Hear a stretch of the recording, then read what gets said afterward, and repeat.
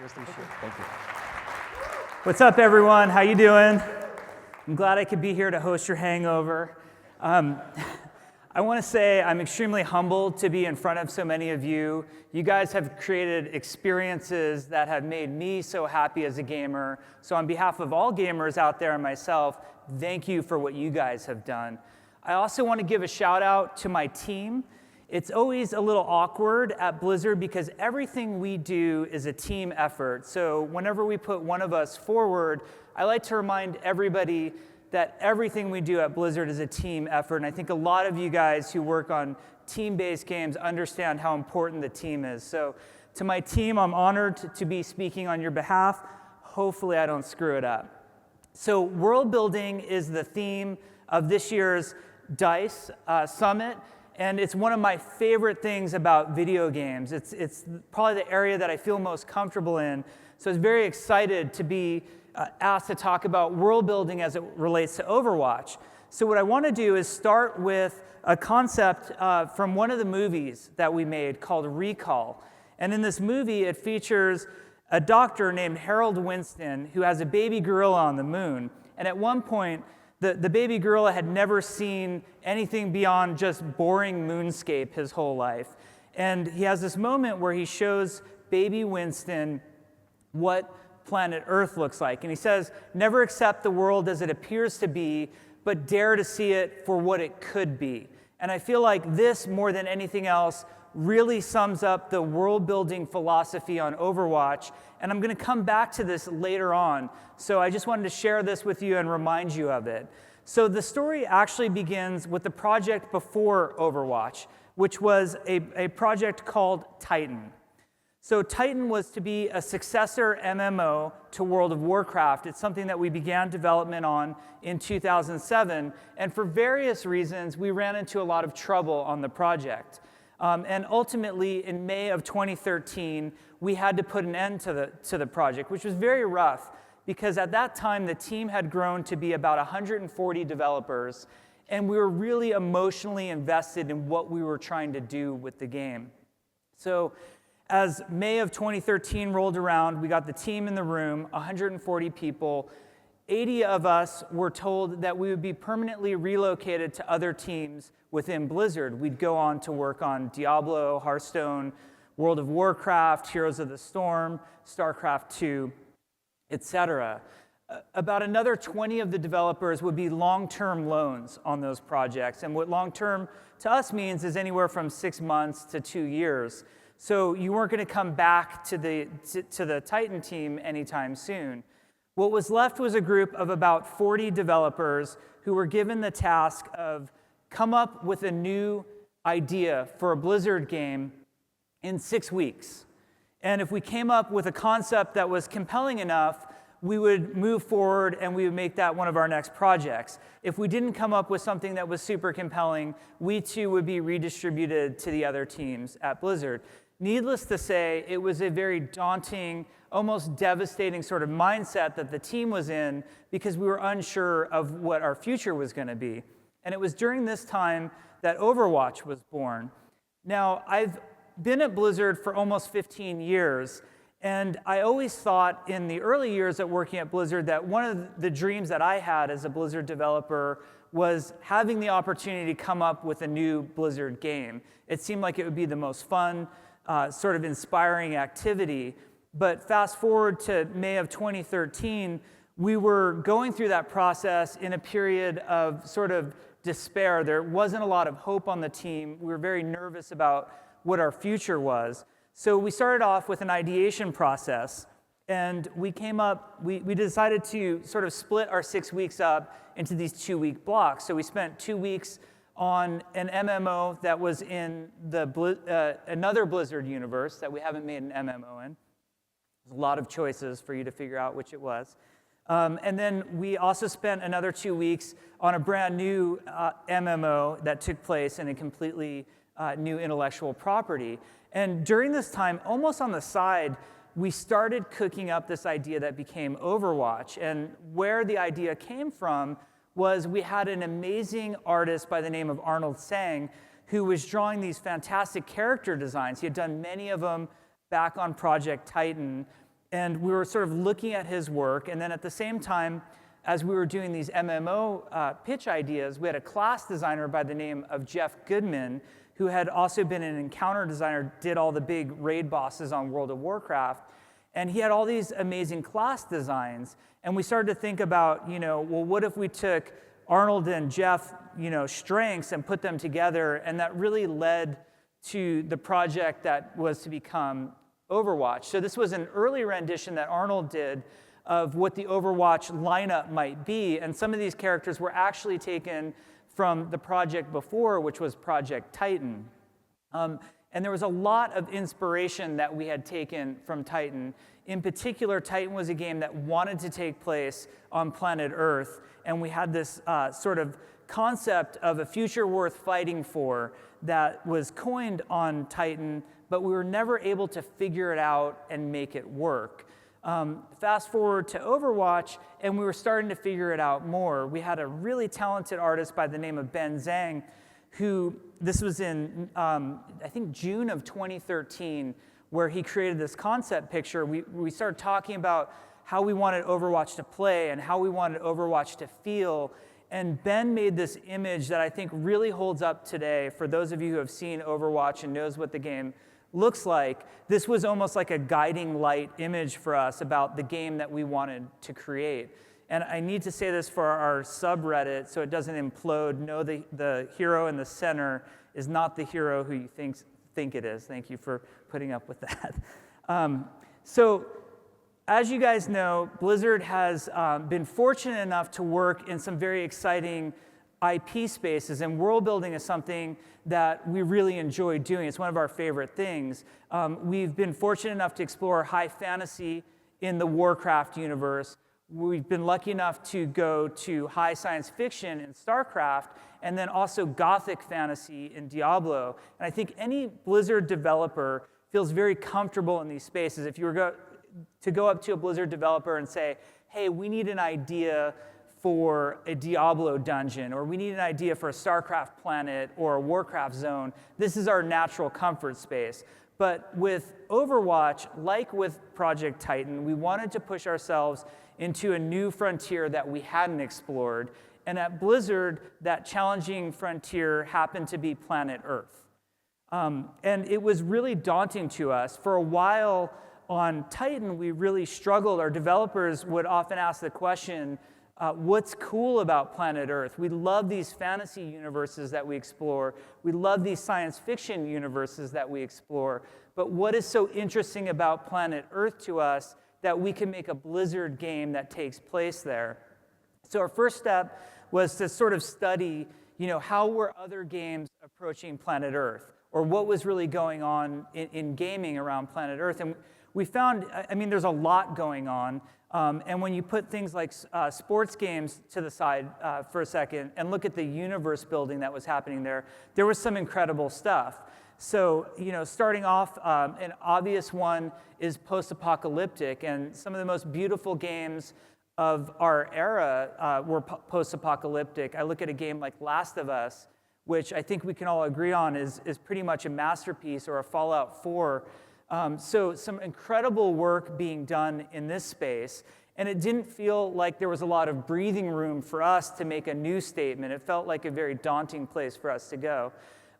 Equally daunting to us, because some incredible games were being built in the space, was realism. I think I've lost more hours of my life to the Battlefield and Call of Duty series than anyone. I've frequently told the story about how World of Warcraft production literally shut down for a week when the Battlefield 1942 Wake Island demo came out. I'm not sure how many of you remember that, but we just stopped work and pretty much bombed each other for a week. And it was one of those moments where you get the team talking to, like, okay, that's enough Battlefield, guys. It's time to get back to making World of Warcraft. So we decided, like with Titan, we wanted to go back. We wanted to finish the challenge and finish with this future worth fighting for. We weren't seeing a lot of games exploring the space of what is near future Earth, but in a sort of positive, hopeful way. And this is the place where we wanted to be and we wanted to explore. So as we embarked on this journey to world build what was to become the Overwatch version of Earth, we actually started with World of Warcraft, and we looked back on some of our basic tenets of world building from World of Warcraft. And the pictures that I've chosen to show behind me are very deliberate. It's the human starting area of World of Warcraft, for those of you not familiar with it. And it encompasses Elwyn Forest, Red Ridge, Duskwood, and Westfall. And these areas are unique because they each have their own special story, but the variation is what was important to us. They very deliberately, our art director on Overwatch, who happened to be the art director on original World of Warcraft at the time, always talks about color theory of location. And these areas in WoW are very deliberately green, red, yellow, and blue. It has an immediate emotional impact on players. For those of you who played World of Warcraft, I always use the example of that moment when you wander from Elwyn Forest and you cross the river into Duskwood. You immediately have an emotional change that happens in you. You know something different is happening. And we really want to take this concept of variation and bring it into this new world we were building for Overwatch. The other lesson that we learned from World of Warcraft is what I like to refer to as the Burning Crusade lesson. So Burning Crusade introduced a new planet to World of Warcraft, one called Outland. It was very familiar to players of Warcraft 2. They had seen it before, and it was familiar to Warcraft 3 players.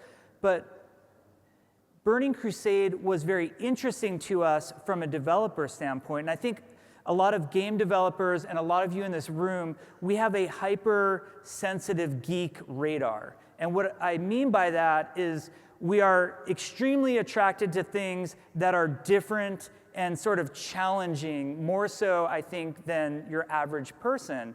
So we have the concept art that I'm showing behind is for zones like Hellfire Peninsula, Netherstorm, Shadow Moon Valley, and Blade's Edge Mountains. And immediately as game developers, we responded to these areas like, these are the coolest places ever. I can't wait to build them. I can't wait to go there as a player. Well, what we found out over time is that environments like this can actually be very oppressive and fatiguing to players. And in a game where you hope that players spend hundreds, if not thousands of hours, you kind of need a visual and a tonal break from the oppressiveness every so often. So in Burning Crusade, we started to see players hanging out more and more in Nagrand, or going to Terracar Forest, or even back to starting areas like Stormwind in the old world, because they found places like Netherstorm and Shadow Moon Valley so utterly oppressive. So this was a lesson we immediately thought of with Overwatch. Our goal was to make the game very approachable. We wanted it to feel as inclusive as possible. We wanted as many gamers in the world to feel like Overwatch was a place that they were welcome. So when it came to world building in Overwatch, we started to ask the question, okay, we're making this game that takes place on planet Earth. Where would you want to spend time on planet Earth? What's cool and fun? So what are some vacation spots? So Santorini, Greece, which is the place on the left, someplace I've always wanted to go in my life, literally dreamed as a fantasy for me, like, wow, it'd be so great to go there. It looks so beautiful. I've seen so many pictures. And on the right is our map called Ilios, which is our homage to Santorini, Greece. So we started really with this concept of, visit places that people have always wanted to go to and might not ever have the opportunity to get to in their lifetime. If they're going to spend hundreds or thousands of hours there, make it somewhere you want to be, not somewhere you're oppressed by. We also wanted to be hopeful. I've talked about how a bright, hopeful vision of planet Earth was what we were sort of after. So my slide has not advanced correctly, so we're having a technical moment here. So Iraq was another place we wanted to go to.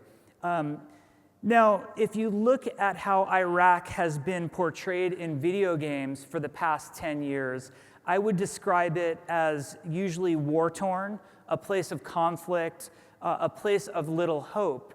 But Overwatch takes place 60 years in the future, And we were asking ourselves on the Overwatch team, could we imagine a better future for Iraq? Is it really necessary to show dusty streets or bombed out buildings anymore? Haven't we seen enough of that, not only in video games, but in the world?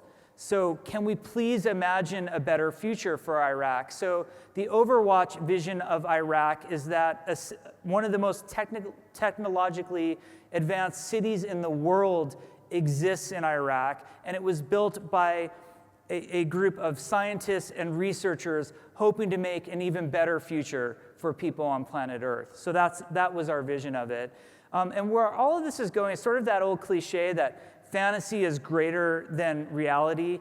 And there's nothing new here. It's all about tapping into the imagination of your players.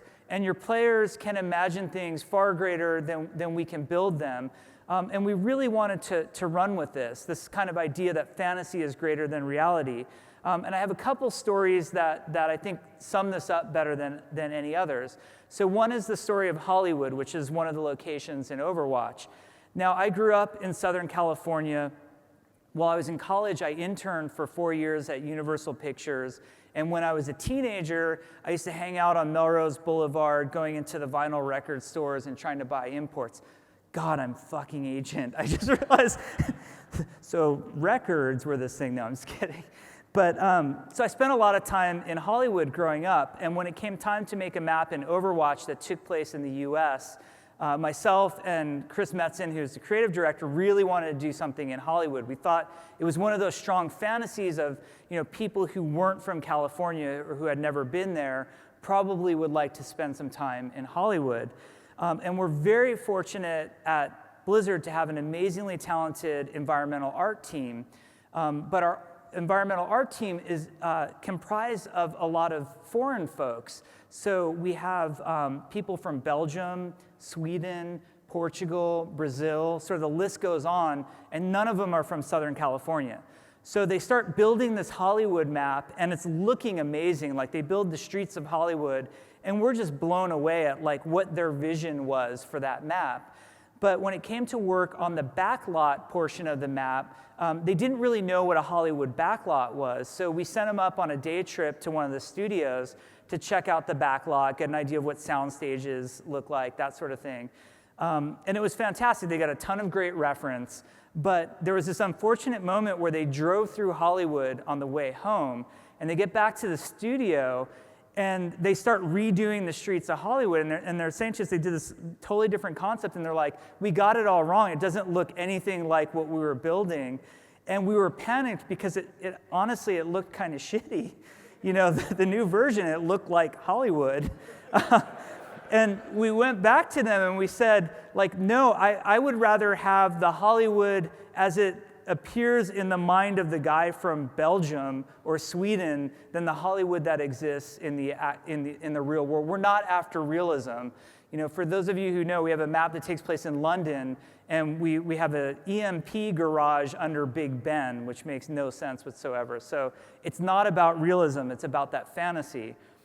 Similar story with the Mexican map that we built, which is called Dorado. So we knew for a lot of reasons Dorado was an important story location in Overwatch. We had a hero coming up that was from Mexico. We had a movie that we were making called Hero that takes place in Mexico, and there was a lot of storytelling we wanted to do in this area. So myself and the assistant game director, Aaron Keller, were looking at locations in Mexico to build. And we started with Mexico City, but it just didn't work for us. Mexico City is a very contemporary, urban, sort of modern, what you expect it to be type of city. And the map we needed to build had to be coastal for gameplay reasons. We needed the edge of the map to be open. So we wanted a coastal town. It had to be hilly. And we wanted there to be a lot of color in the map. We really wanted there to be color, but we were kind of ignorant about the area besides Mexico City. We live in Southern California, so we're familiar with, Tijuana and Ensenada, but none of them were really hitting what we wanted. So being the utmost top researchers in the industry, we went to Google Images, and we typed in this is literally like, you can type this in right now on your phone if you want. Colorful Mexican town is what we typed in. And we weren't even looking at the picture, we were just looking at the thumbnail pictures, and we're like, this is it, this is perfect. It's so awesome. This is exactly the version of Mexico that we wanted to build. And like I said, we hadn't even blown up the picture, but the one that we talked about the most that really fit the gray box block out of the map that we had was this one right here, which was just gorgeous, this like coastal seaside town. After we had completed the map, I think it was about 2 months after, someone came up to us and said, why are you calling, why did you use Manarola, Italy as your reference for your Mexico map? And I think this kind of is very exemplary of the idea that Overwatch is not about the reality of what the planet is. Overwatch is much more about what we hope the world would sort of be. And I promise the citizens of Mexico, when we make the Italy map, we will only use reference of Mexico for that.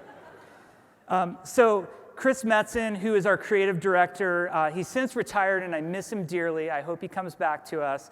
Has a quote that I just love, which is that Blizzard is a hero factory. And he sort of means two things by this. One, if we had to align ourselves in terms of the type of heroes we create, they're lawful good paladins. If you look at Uther, if you look at Thrall, if you look at Raynor, they're all kind of, they fit a type. But also that we try to make our players walk away from our games feeling like the hero. And Overwatch, more than the environments that we built, Overwatch is more about the heroes than anything else. And I think it's interesting to talk about how heroes are a part of the world building process. It's not just about these environments that you're building.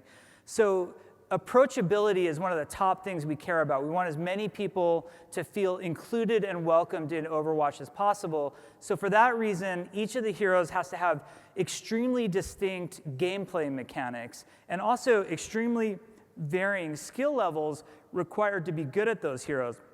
We want some heroes to be very approachable, very easy for players to pick up and play, and other heroes have an extremely high skill cap because we care very much about hardcore skilled players as well. So there's a great variety there. The other sort of obvious thing is the visual design. It starts with the character silhouette and how the character gets modeled, but also includes how the character gets animated and posed. We wanted, characters to be very visually different, and you could recognize them from anywhere on the battlefield. But even more than sort of the gameplay and art mechanics behind how these heroes worked, we wanted there to be heroes that felt approachable to each person. We all like different things. We're all attracted to different things. That's one of the beautiful things about humanity and making a game on planet Earth is how awesome the differences are. So we started getting into the backstories of all these heroes, and we found it to be really, really fun to sort of explore different countries and how different people from different countries might think about one another, and how they're all going to interact. And it became really fun. And what's weird to us is that Overwatch started to spark lots of discussions about diversity. It was a very hot topic during the development of Overwatch. I think it's still a very important topic in today's gaming world. And so there was a lot of discussion about diversity. And we've been both praised and criticized for some of our decisions when it comes to diversity. And I think it's really interesting that people think that diversity was the goal of the Overwatch team when it was not. What we cared about was creating a game and a game universe and a world where everybody felt welcome. And really what the goal was inclusivity and open-mindedness. We wanted there to be this feeling, and I've talked to a lot of people about this, and I think they've agreed with it, that when I say, like, you might be from somewhere that we haven't represented yet in Overwatch, but you could imagine there being an Overwatch hero or an Overwatch map from your area, and it seems totally plausible. Like, it seems like at any time I could be represented in the game. It's this sort of open-mindedness and inclusivity that were the goal of Overwatch. I think diversity is a beautiful end result that you get when you embrace inclusivity and open-mindedness. Now, the subject of stereotypes comes up frequently. If you are we found it like super challenging to make a game on planet Earth. Azeroth and Sanctuary and the StarCraft universe are far safer, but as soon as you say somebody's from a location, like I probably pissed somebody off from Hollywood today, but as soon as you say somebody's from a location, everybody gets very sensitive. So we've tried to, in many ways, challenge a lot of stereotypes. So I'm not going to tell the story of each of the heroes that I've put up on the screen behind me, but in some way, each of them challenges a stereotype. Anna on the far left is particularly interesting to me because she is a sniper. She is an older woman who is a mother and has a very complicated story with her daughter about whether or not she did the right thing by the way of her daughter. So as you can see, there's not a lot of games, featuring older Egyptian mothers who happen to be snipers. We went out of our way to sort of challenge this notion. In December, we wanted to kind of put a thank you out to our community, so we made a comic book written by Michael Chu, our lead writer, that was called Reflections. And we wanted it to feature all of our heroes in their home life. We show them, in these adventurous movies all the time and doing all these cool things in the game, and we want to show them in their home life. And Reflections happened to reveal that Tracer had a girlfriend at home, not a boyfriend, like some people expected. And this is all part of what we on the Overwatch team just think of as normal things are normal. And it's important to show normal things as normal so they become more normal.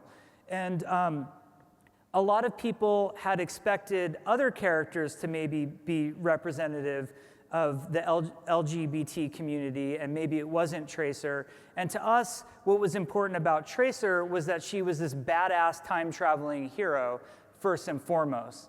I was preparing for this talk, and I took a moment to study some of the shooters over the past 10 years.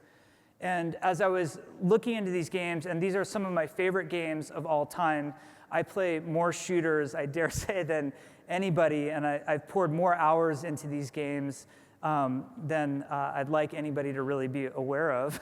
And I've had so much fun, but I started to notice a trend, like as I put the box covers together of these games, and the trend seems to be grizzled soldier dude. And it made me think about just how different Overwatch was in so many ways that, when I look back on the past 10 years of great shooters, and I'm not trying to say that Overwatch is a great shooter, but we aspire to be. It's very different to have an LGBT character on the cover and also one who's a female. So it's something that we're pretty proud of. Now, don't think for a second that we don't also embrace stereotypes. So I've never had an American come up to me and complain about the horrible representation of Americans in video games. It's actually, it's more sad that I think a lot of us Americans see ourselves like this guy back here when it couldn't be further from the truth. Really what was happening through this whole process is that the world that we were building and the heroes that we were creating no longer belonged to us. So the fans of Overwatch, through fan fiction, through cosplay, through the most amazing fan art that I've ever seen, started to take over the world building and the intellectual property for us. You can ask the Overwatch fans who's dating who in the Overwatch lineup, and it's actually kind of amazing. They have stories for all of the heroes and what their love lives are. And we love it. We think it's the best thing ever that it belongs to them. We now think of ourselves, Blizzard and the Overwatch team, we are just the custodians of the universe. We're taking care of it for what our community is going to create moving forward. And at the end of January, we saw something very special happen. There was an international March for Women's Rights that took place all over the world. And the thing that really caught our eye was that in Seoul, Korea, during the march, somebody was flying this flag that had the symbol for Diva, who is our character from Korea, who in some way challenges stereotypes and in other ways embraces them.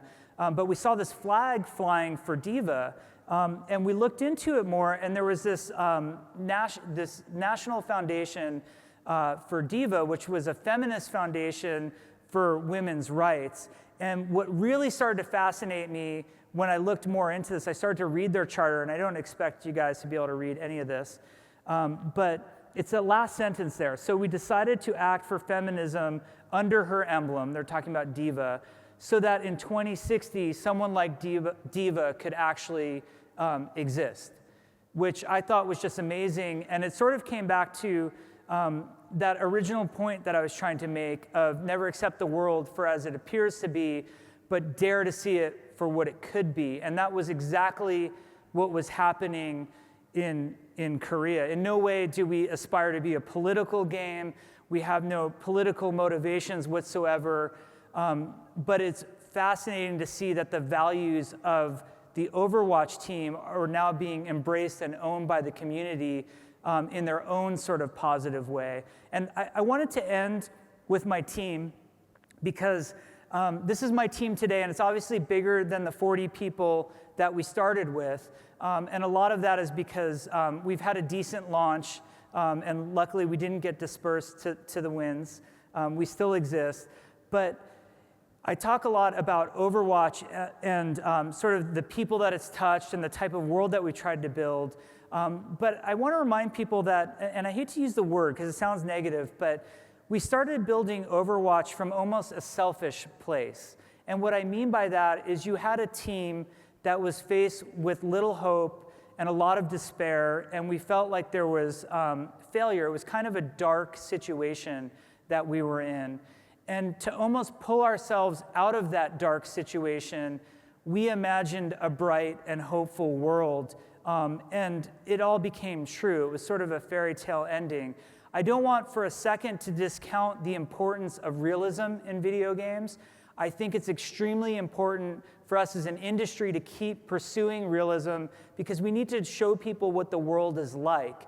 Likewise, I hope there continues to be an awesome pursuit of post-apocalyptic games because it's very important for us to imagine what could end up being our future if we're not careful.